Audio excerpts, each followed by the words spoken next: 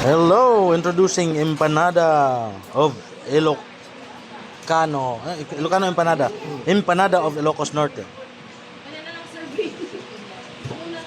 My friends, we are here at the entrance of Malacanang of the North. Divisoria, Divisoria, Divisoria, China, Divisoria, China, Divisoria, Divisoria, China. Divisoria pa lang sinisigaw nito. Hindi. Tutukan ko yung gate talaga.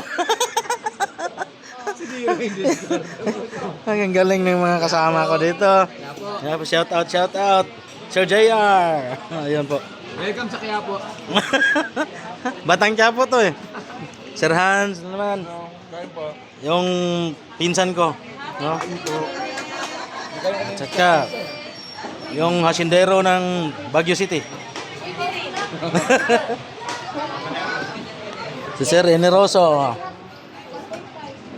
Okay, para sigurado tayo nandito talaga tayo sa entrance of the Malacanang of the North.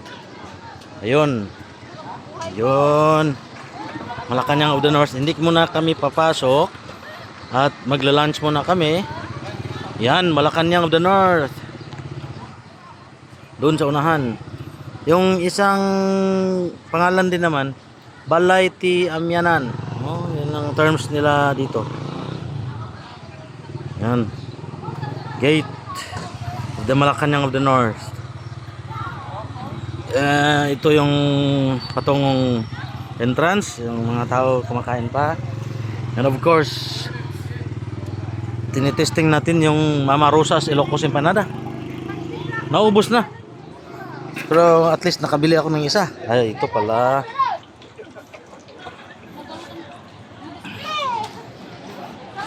Dito. Nakabili ako ng isa. Hindi ka talaga, full million eh. Posing kasi stolen shot. Siya kagaya ng mga empanada sa atin na ano. Ito. Empanada. Eh, sarap ng turon. Oo nga, para. Wala na suka. Tawag yun. May karne pala.